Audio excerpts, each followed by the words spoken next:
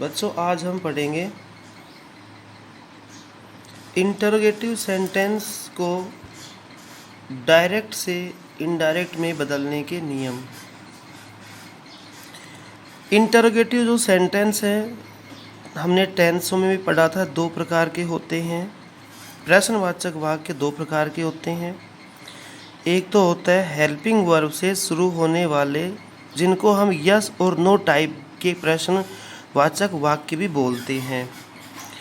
पहले प्रकार का प्रश्नवाचक वाक्य हेल्पिंग वर्ब से शुरू होते हैं, जैसे is, are, am, was, were, do, does, did, shall, will, has, have आदि।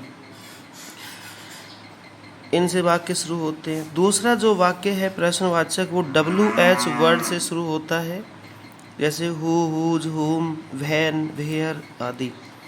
अब इनडायरेक्ट बनाते समय दोनों प्रकार के वाक्यों के नियम में क्या परिवर्तन है वो हम पढ़ेंगे। पहले हम पढ़ेंगे हेल्पिंग वर्ब से शुरू होने वाले वाक्यों का इनडायरेक्ट बनाना। तो सबसे पहला परिवर्तन क्या होगा, रिपोर्टिंग वर्ब सैड को आस्क्ड में या एनक्वायर्ड ऑफ में बदलते हैं। यदि से आता है तो उसको आस्क में बदल देते हैं। कनेक्टिव वर्ड, अब तक साधारण वाक्यों में हम दैट का प्रयोग करते थे, लेकिन प्रश्नवाचक वाक्यों में जो वाक्य हेल्पिंग वर्ब से शुरू हैं उनमें इफ़ या वेदर का प्रयोग किया जाता है। इनडायरेक्ट में प्रश्नवाचक वाक्य को साधारण वाक्य में, उसके बाद का जो परिवर्तन है, साधारण प्रश्नवाचक वाक्य जो है उसको हम साधारण वाक्य में बदल देंगे। प्रोनाउन संबंधी परिवर्तन, टेंस संबंधी परिवर्तन जैसे हमने साधारण वाक्यों में किए थे उसी प्रकार से यथावत रहेंगे। अब हम एग्जाम्पल देखते हैं। Hari said to me, are you reading a book. Reporting verb said आई है, वाक्य है वो हेल्पिंग वर्ब से शुरू होकर प्रश्नवाचक बना है। अब इसको इनडायरेक्ट बनाने के नियम। सबसे पहले रिपोर्टिंग वर्ब को आस्क्ड में या एनक्वायर्ड ऑफ में बदलते हैं। मी, हरी आस्क्ड मी, कनेक्टिव वर्ड अब तक जो हम दैट लगाते थे उसके स्थान पर इफ़ लगेगा।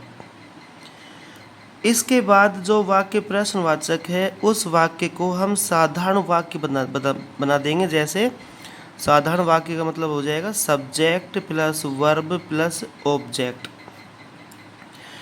प्रोनाउन संबंधी परिवर्तन उसी प्रकार से होंगे। तो सबसे पहले हम क्या लाएंगे, सब्जेक्ट।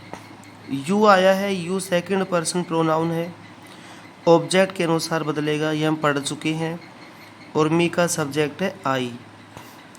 प्रेजेंट कंटिन्यूस को पास्ट कंटिन्यूस में बदलते हैं, टेंस संबंधी परिवर्तन में हमने पढ़ा। तो I was reading a book. अगला example, she said to Hari, are you a student. She asked Hari, connective word if लग जाएगा। सब्जेक्ट यू के अनुसार, यू सेकंड पर्सन है, हरी का प्रोनाउन ही बनेगा। If he was a student.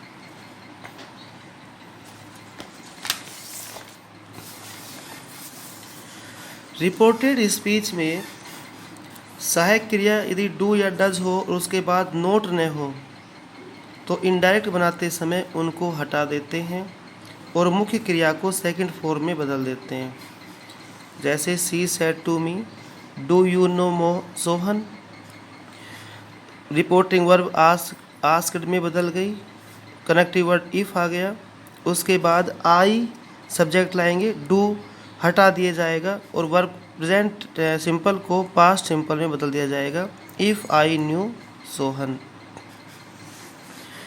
अगर रिपोर्टेड स्पीच में डू या डज के बाद नोट हो तो डू या डज के स्थान पर डिड का प्रयोग कर दिया जाता है। उसके साथ वर्ब की फर्स्ट फॉर्म का ही प्रयोग किया जाएगा नोट आने पर।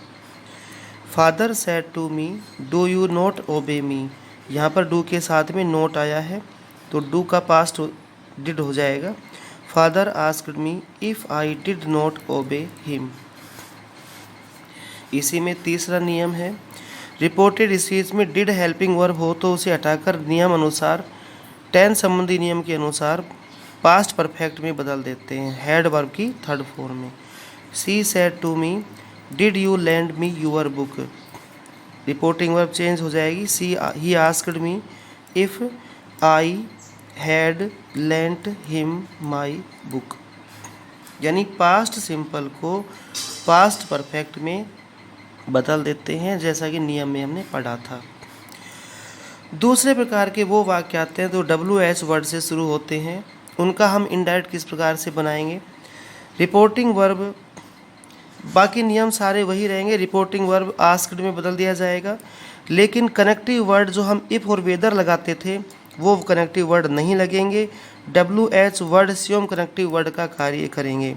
इनके बाद सब्जेक्ट और फिर वर्ब का प्रयोग करते हैं। I said to her, who are you, reporting verb किस में चेंज हो गई, आस्क्ड में, I asked her. WH word खुद ही कनेक्टिव वर्ड का काम करेगा, हु, उसके बाद सब्जेक्ट और वाज लाएंगे, यू को सब्जेक्ट है, सेकंड पर्सन, ऑब्जेक्ट के अनुसार चेंज होगा, हर का subject she, who, she, was. इस प्रकार से टेंस इंडायरेक्ट बनाते समय इंटरोगेटिव सेंटेंस का हम इस प्रकार परिवर्तन करेंगे। Thank you very much.